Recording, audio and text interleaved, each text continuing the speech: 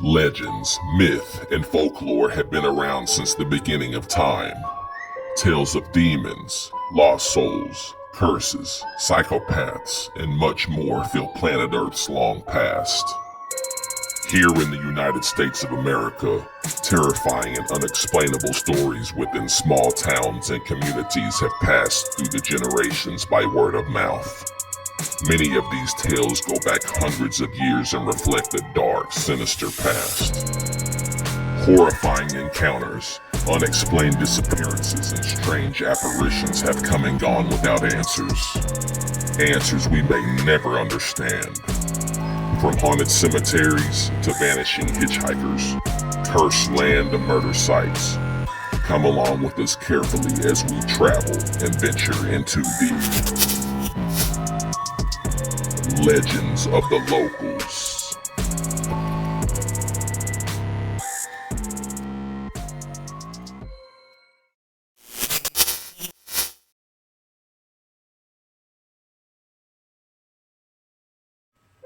The Morse Mill Hotel, an inexplicably fearsome structure with a cryptic past, is found within the small community of Morse Mill, Missouri.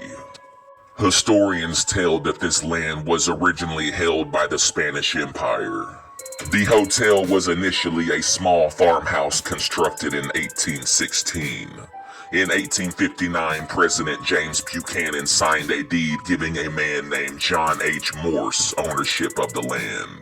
Soon after, the old property transformed into the mammoth 4-story, 5,300 square foot structure that it is today. During its existence, the hotel has been a hospital for Confederate prisoners during the Civil War, a brothel, a speakeasy, a United States post office, and a halfway house. It has long been believed to have been a secret stop on the Underground Railroad. The stone wall in front of the building was actually hand-carved by freed slaves long ago. Legendary Chicago gangster Al Capone and outlaw Jesse James are just two of the many iconic figures of lore whom have stayed here throughout the years. One of America's first well-known serial killers, local Bertha Gifford, worked here also.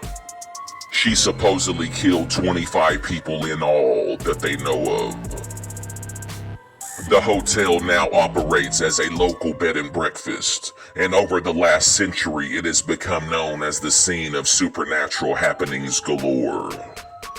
According to local legend, this location is haunted by many spirits of the past whom took their last breaths within the walls of the Morse Mill Hotel. EVP and extreme energy fields have been spotted and studied for years here by paranormal research teams. Persistent lingering specters move items on their own accord and have been known to create many restless nights for unlucky visitors trying to have peace and quiet. Many stubborn enthusiasts have tried speaking to phantoms through spirit boxes and Ouija boards, only to receive scratches on their necks and backs that appear out of nowhere.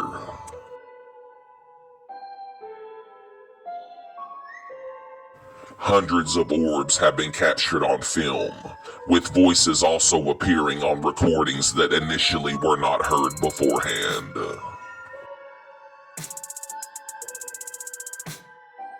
The newest owners say that it is very common to hear footsteps from the empty floors above, a piano playing on the first floor, or to see mist in many of the rooms.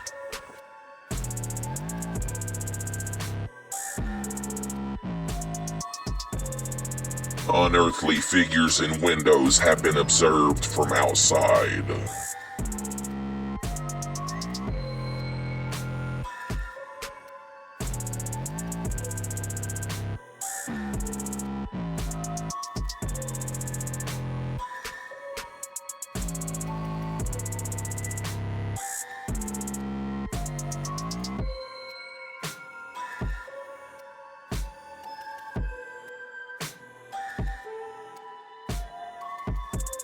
Is anyone daring enough to peruse the bone-chilling environment of the one and only Morse Mill Hotel?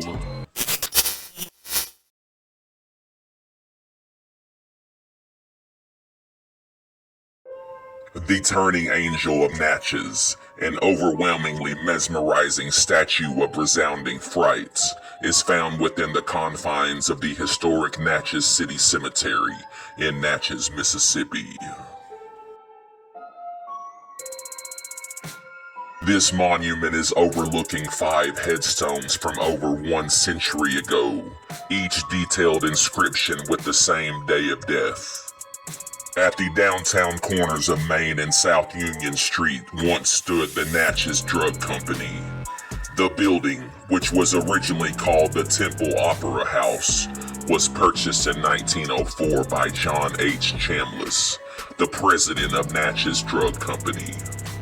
On the morning of March 14, 1908, employees of the Natchez Drug Company complained of the smell of gas in the building.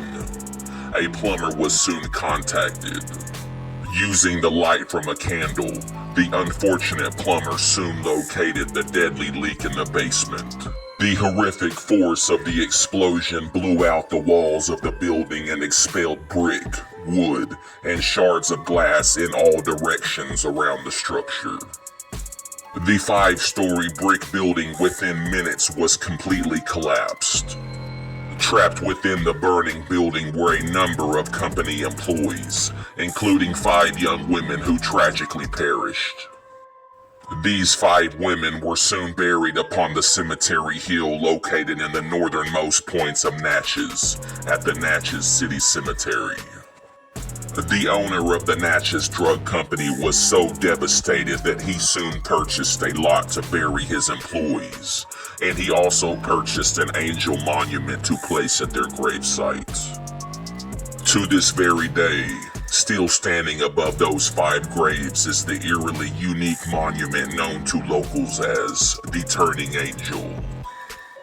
According to local legend, the Turning Angel statue has been known for many years to ominously rotate its head in one direction while locals pass by after the sun has fallen. Hardened skeptics turned believers would even tell you that you would have to see it with your own pupils to believe it, as it has been said to be ghastly, yet fascinating. Anyone brave enough to get out of their vehicle and tread through darkness to stand near the statue have felt emotions of hopelessness and also carnage.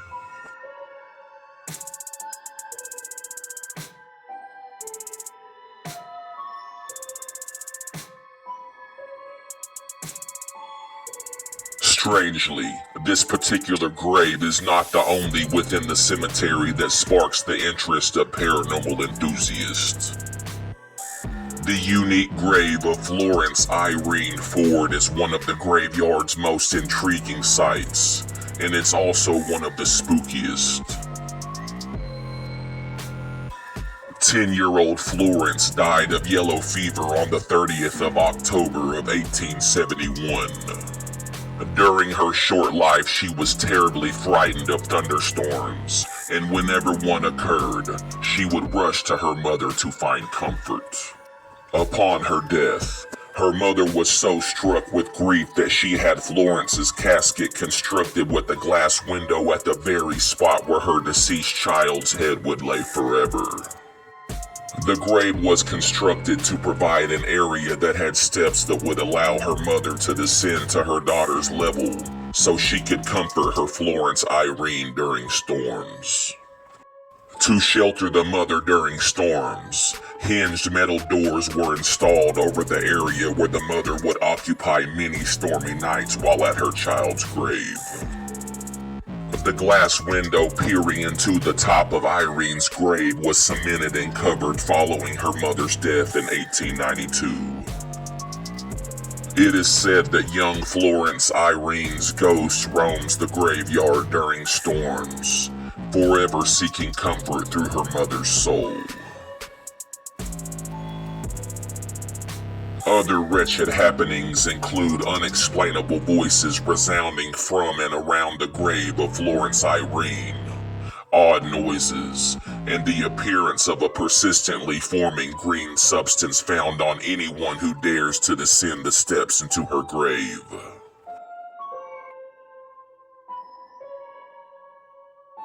Are you mentally crazy enough to venture into the supernatural playground, which is the Natchez City Cemetery?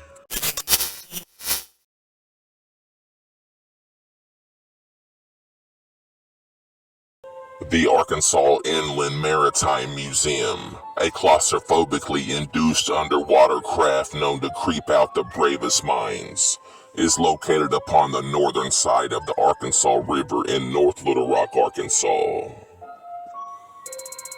The USS Razorback is the longest-serving combat frontline submarine still existing in the world, having been commissioned by 2 different countries for 56 years of active duty. She was in Tokyo Bay during the surrender of Japan. In 2004, the state of Arkansas adopted the submarine, and the historical artifact is now a museum. Since its usage long ago, the submarine has been a frequent topic of discussion for history buffs and poltergeist enthusiasts alike, with many surprising tales stemming from the depths of the USS Razorback. According to local legend, the Arkansas Inland Maritime Museum is the headquarters of an undetermined phantom that lurks below, with unworldly ferociousness.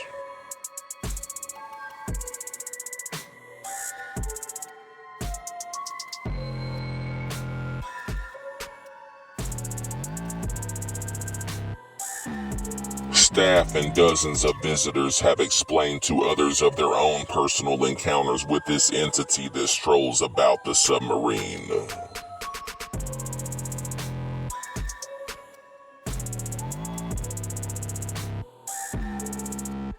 Disappearing figures and overwhelming odd shadow shapes have been seen walking past, and many hear footsteps and sounds from unknown sources.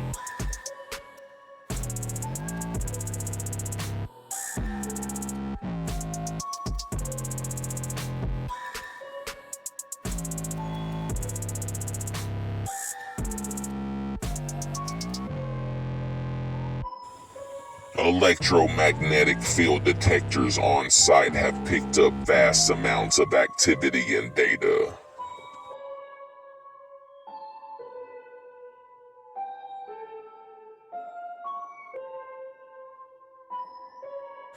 A contributing factor to opinions regarding the ghostly activities stems from the amount of sea burials that occurred while the USS Razorback was active.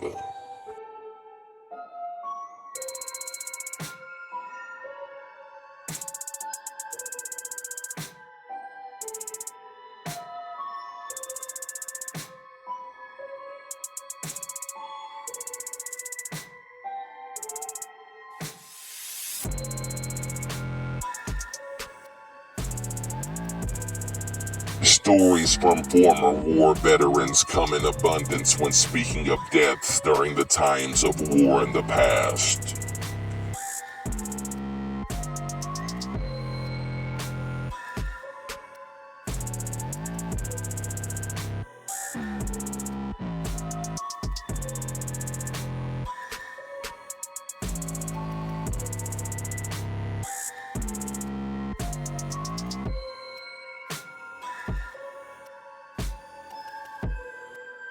Wandering visitors have often told of conversing with various men in old war attire whom appear from behind them, believing that the person they are speaking to is part of the staff on the submarine. Once coming up from above from the submarine, the staff informs these witnesses that only their tour guide was the only staff member below in their presence, startling the confused witnesses and making them question their own sanity.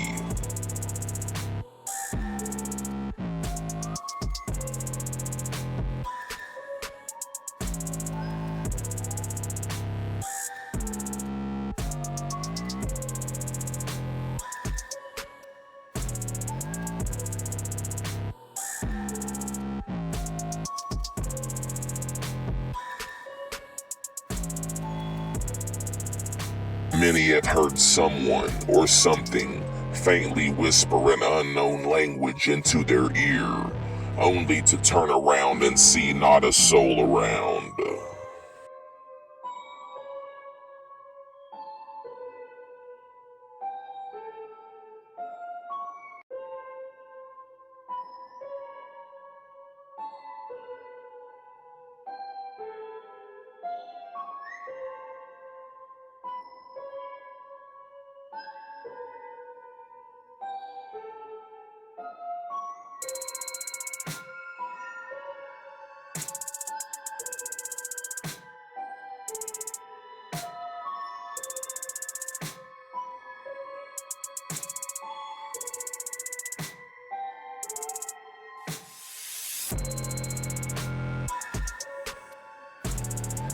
Underwater overnight stays are offered for this museum, thus adding to the legitimate spookiness of the submarine if this option is pursued.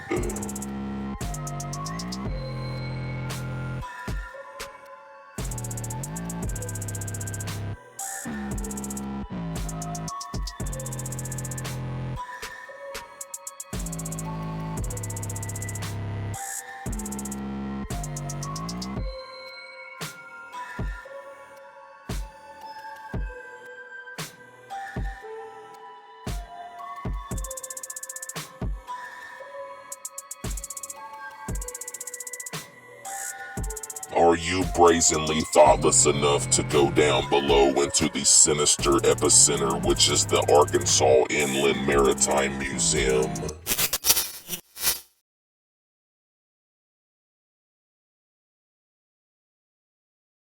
The Bellwood Mansion, an absolute menacing property leaving one in direful situations if approached, is found along Bellwood Landing Road near the town of Indian Mound, Tennessee. John Bell, born on February 18th of 1796, was an American politician, attorney, and planter who was a candidate for President of the United States in the election of 1860. He lived with his family at this now deserted mansion while being owner of the nearby Bellwood Furnace along the Cumberland River. The Bellwood Furnace was an important part of the Cumberland Iron Works, one of the best charcoal iron properties in the U.S. in the early decades of the 1800s. The company owned more than 60,000 acres on the Cumberland River, with hundreds of laborers, both white and African American.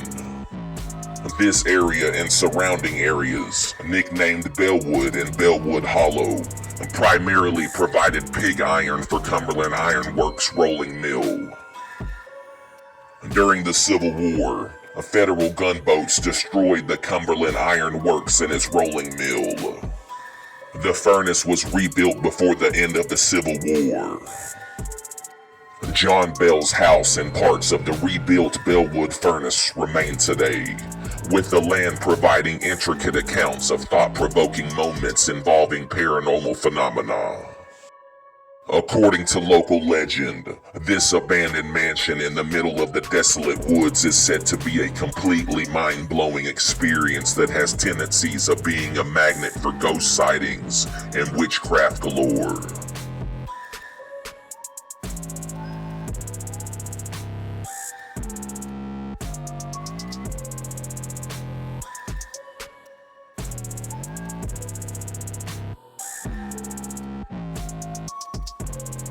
In the cellar below the mansion's front porch were whipping stocks where slaves were tied and whipped. An old slave cemetery is found directly behind the empty mansion. Terrifying, abnormal, high-pitched screams protrude from the house during late hours of the night, which has left unlucky sightseers scrambling for their way off of Bellwood Landing Road.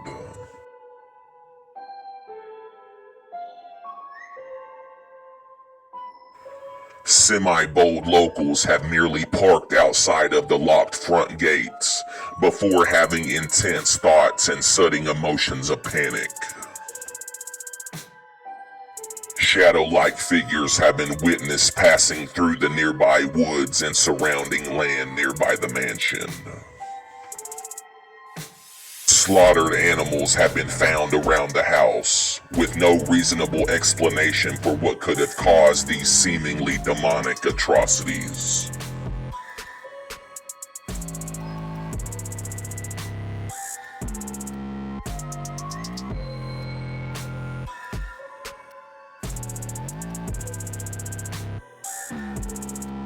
Which brave mind amongst us is gutty and undaunted within to withstand a journey into the truly unknown at the godforsaken BELLWOOD mansion?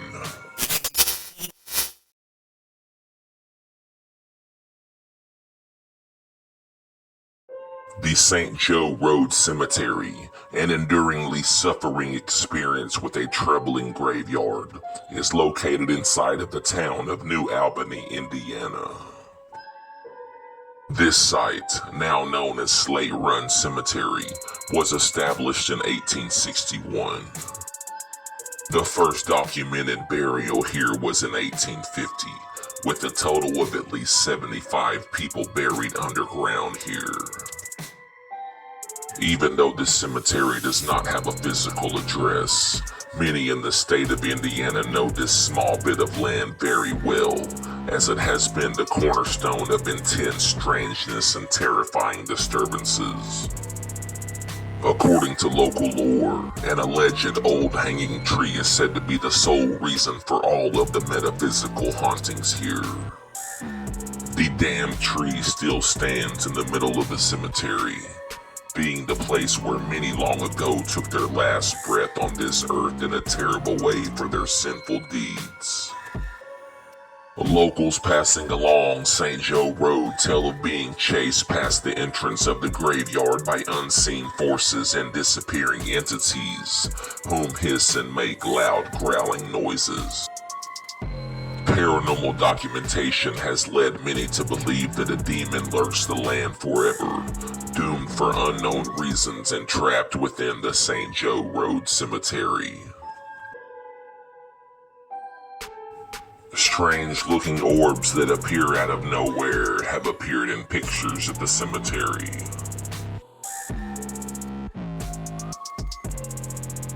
Anyone said to enter the cemetery at night can see large amounts of smoke and mist coming from within and around the frenzy-filled hanging tree.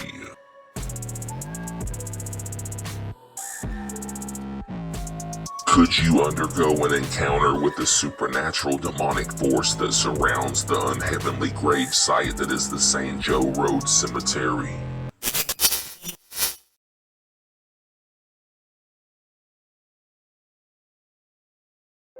The old Ouachita River Factory, a discomforting location displaying an immensely menacing look, is found along the Ouachita River in the historic town of Camden, Arkansas. Not much is known about the history or the operations of this factory. Now an electric company, this site has been around since the 1930s and has supplied jobs to many locals since its beginnings. Access to the factory, or the plant as locals call it, is off limits to most, yet somehow tales of paranormal rumblings have long been told by workers whom have been employed here in the past. According to local lore, the old Ouachita River Factory is haunted by an undetermined force that has made its presence known for many, many decades. Undeniable cold spots in secluded areas, appearing and disappearing bright orbs of various shapes and sizes, and reoccurring voices of unseen entities have been spoken of.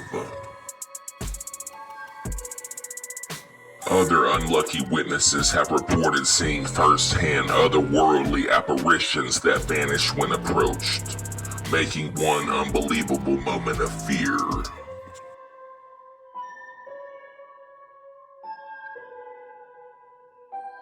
Constant actions such as doors opening and closing by themselves and lights going on and off by themselves have become the unsettling norm.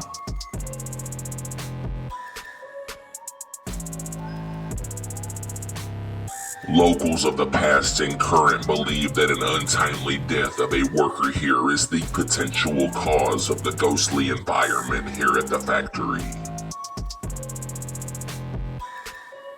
If given the chance, would you be fearless enough within to mope around the uneasy dimensions of the godforsaken OUACHITA River Factory?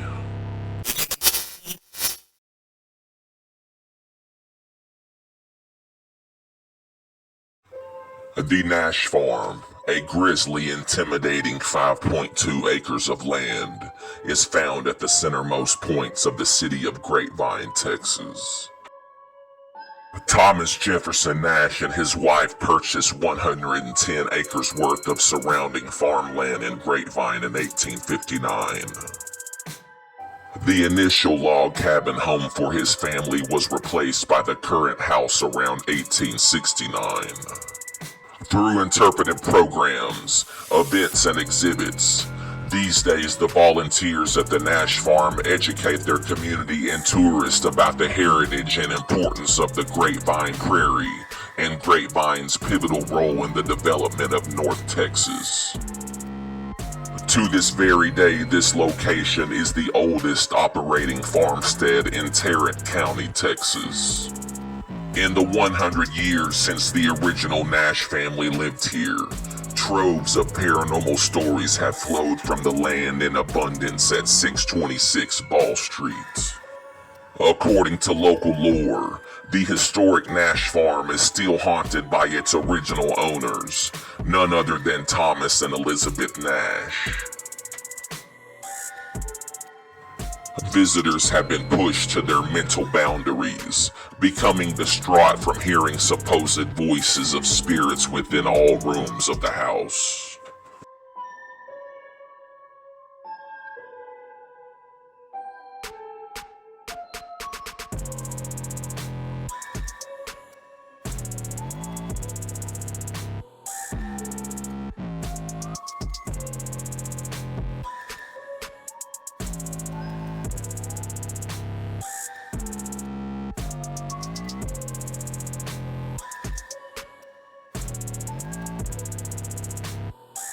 Locals strolling past the land have seen shadow-like figures walking upon the farm and vanishing into thin air when approached or spoken to.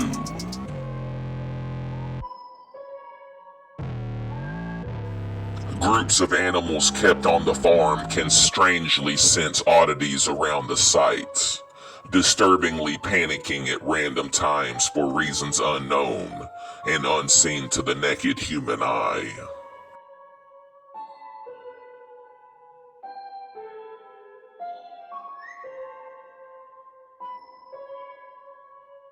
Staff at the farm has reported that dogs often refuse to enter the resident doors at the home, seemingly all too fully aware of the sinister creepiness that lurks within.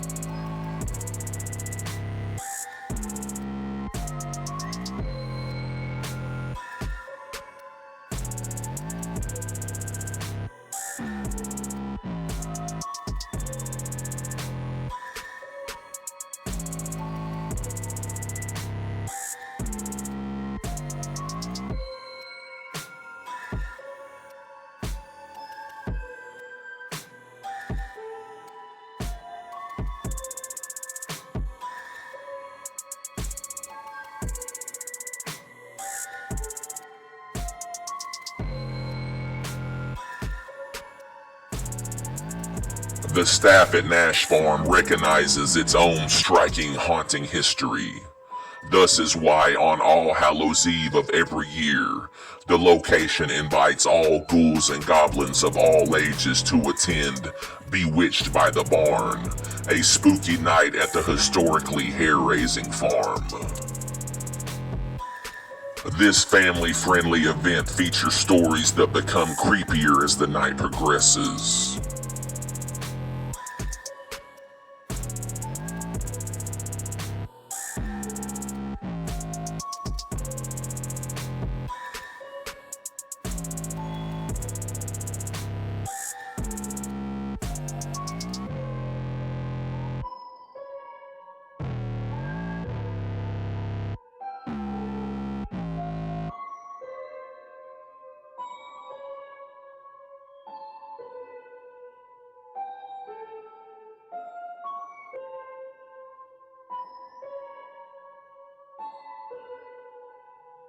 Would you yourself spend one single solitary night in the high-strung frenziness of the baffling Nash farm?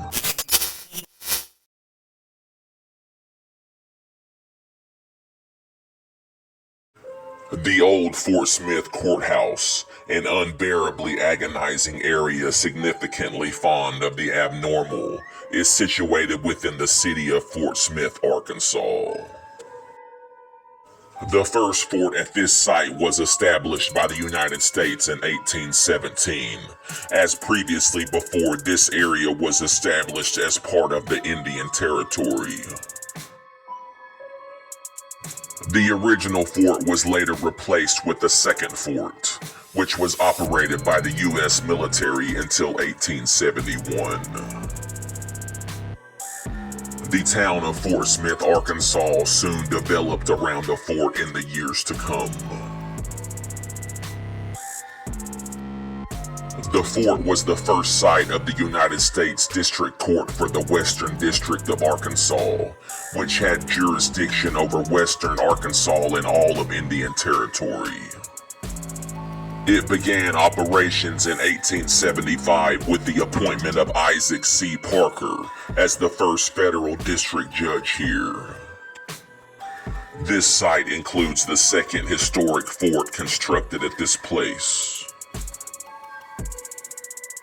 In addition, located on the grounds are the foundation remains of the first fort, the commissary building, and last but not least, Judge Isaac Parker's courtroom within the courthouse, and the gallows used by the federal court.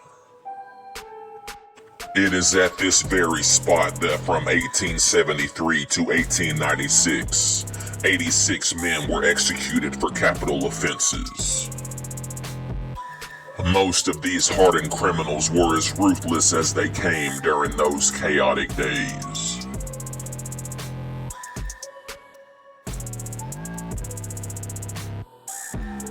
Judge Parker presided over this Fort Smith court from 1875 to 1896, until his own death on the 17th of November, 1896, at the age of 58. His body is buried at the nearby Fort Smith National Cemetery. The last execution successfully conducted at Fort Smith took place on July 30th of 1896. George Wilson was the last man executed. He killed his traveling companion, Zachariah Thatch, with an axe. To this very day, visitors are still undeniably drawn to the place where these executions were appallingly conducted. Perhaps no other place in Fort Smith elicits such interest and strong feelings from historians and supernatural enthusiasts from far and wide. Since the last execution over 100 years ago, this quiver-inducing location has garnered a stiff reputation for creeping out visitors to the fullest extent. According to local lore, it is told that the deeply rooted ghost of the condemned men who were sentenced in the courthouse and hanged at the gallows still roam this excruciating area.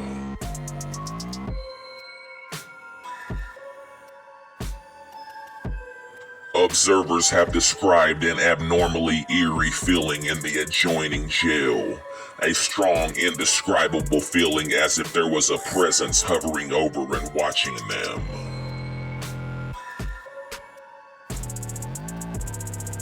Many visitors instantly have a paranoia of not being in the room by themselves.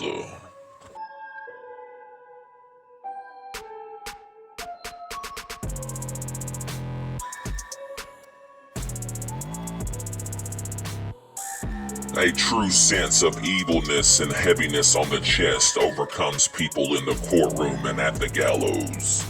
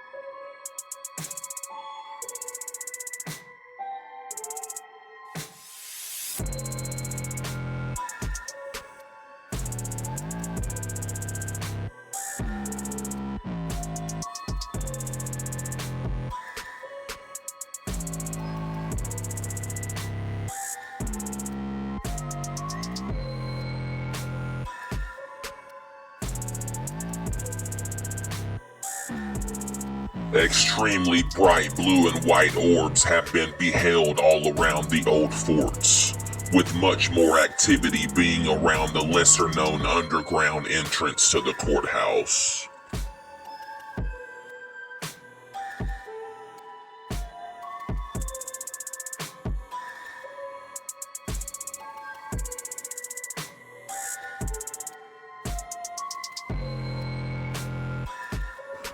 Who among you is seriously careless enough to walk alone in the mentally intolerable setting known as the ominous old Fort Smith Courthouse?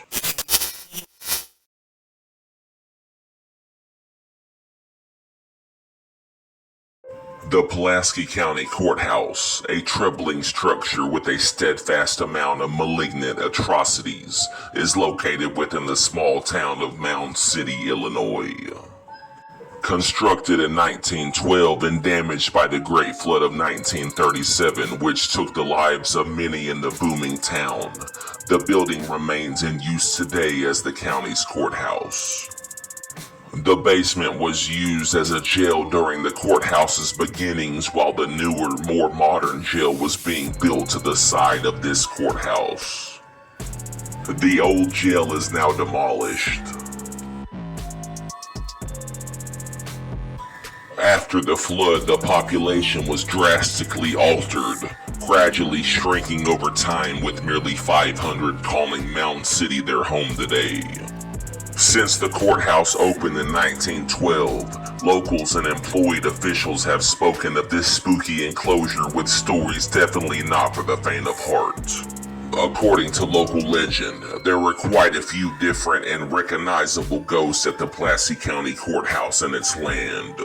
One employee who has been here for over 30 years has an experienced theory that the restless spirits here linger because they didn't get true justice in life before being executed. Many people were sentenced to death by the court, often being lynched by angry mobs on the same hanging tree near where the current courthouse rests. Dozens upon dozens of locals have had peculiar experiences that they outright cannot explain whatsoever. A current court employee whom wishes to remain anonymous said that their ever-present creepy ghost in the basement is a, quote, very, very angry spirits. From stories in her own research, she has come to the conclusion that the basement ghost is that of the last man hanged in Pulaski County. Numerous accounts of locals seeing the creepy apparition of a swinging man hanging from a tree in the front lawn has been reported. There have been spine-chilling stories of the basement ghost poking or hitting people in the back when they were downstairs, and unexplainable screaming and deep voices have been heard when not a soul is around. Another ghost restricts herself to the stairway between the first and second floors. This entity appears as an elderly African-American woman in old-fashioned and outdated attire. Banging upon the walls from an unknown source while court is in session has been strangely heard, terrifying all of those within the courthouse. Overnight, several glass doors have been shattered inside of the building. One employee was delivering a file and was walking to the back of the courtroom. When she got close to the door, the glass suddenly cracked as if someone had hit it near the top. The glass immediately shattered. Books have been known to fly off shelves with unnatural and extreme force.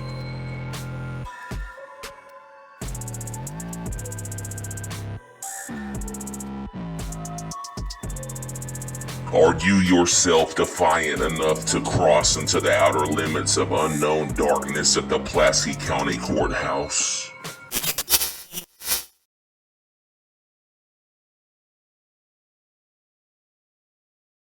Western Kentucky University, an uncanny location said to be bestowed with ghostly infamy, is located atop College Hill in the city of Bowling Green, Kentucky.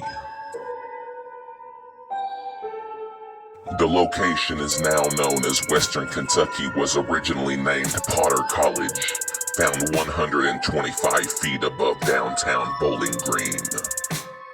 College Hill was originally named Vinegar Hill before becoming a college location.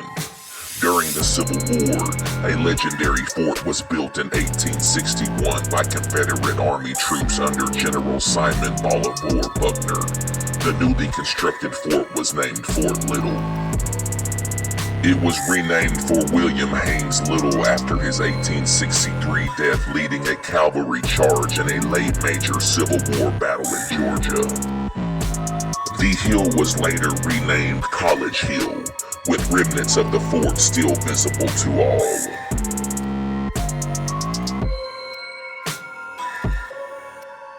These days, the college is recognized as a historic landmark with bonus tales of ghastly accounts that push the outer limits of maximum fear.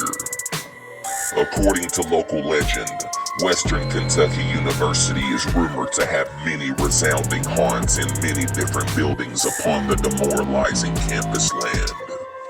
In the academic complex, formerly a hospital which is now classrooms, medical facilities, and TV and radio stations, the workers say they legitimately have heard deranged sounds, witnessed apparitions out of the corners of their eyes, and have complained of many electrical appliances instantly turning on themselves when nobody is around. Inside the Barnes Campbell Hall, showers come on by themselves and chairs have been violently thrown against walls. These instances are believed to be caused by the spirit of a student who died falling down an elevator shaft long ago. According to a newspaper article printed on November 9th of 1967, a 20-year-old junior named James Wilbur Duvall was crushed to death by the moving elevator when he became pinned between the outer wall of the elevator shaft and a steel beam. His unbelievable specter lingers forever here. The former Potter Hall is the home of Teresa Watkins, the lonesome lost spirit of a woman who hung herself in the late 70s in the building's basement. According to funeral papers, the distraught Teresa Watkins was living in room 7 on the basement floor when she hung herself by a belt from steam heating pipes that draped the ceilings in her dorm on April 21st of 1979. Legend has it that Watkins' spirit, which is rumored to go by the name of Allison on a Ouija board, has told her brave communicators that she loves to move stuff that isn't supposed to move on its own. It is said that even to this day, Western Kentucky personnel working on the ground floor of Potter Hall, which houses the Office of Admissions, receive occasional after-hour visits from Penny, a spirit known to leave pennies in the offices she visits. In the former Schneider Hall, which is now the math building, witnesses have noticed sudden temperature changes, objects that disappear and then reappear, and knocks and other unexplainable ghastly noises.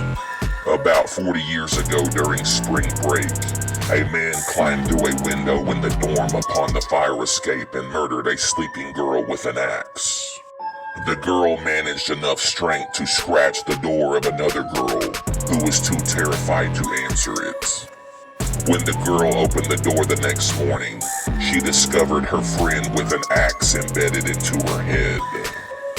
Legend says that the dead girl's ghost now wanders the hallways, scratching on doors.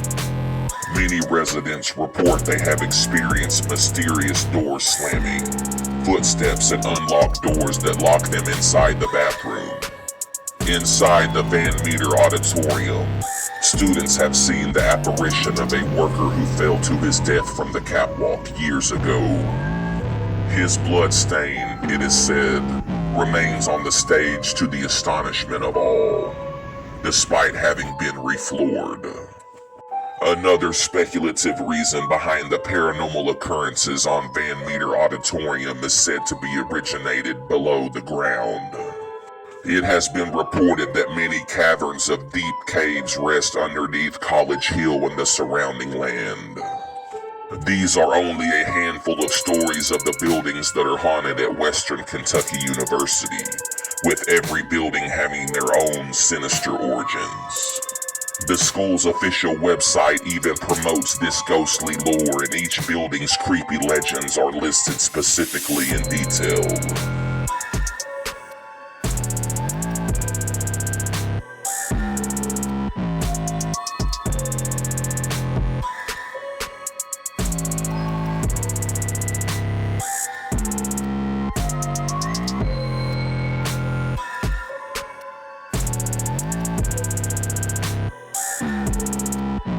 Who among you is heedlessly thoughtless enough to straggle upon the frenzy-filled Western Kentucky University?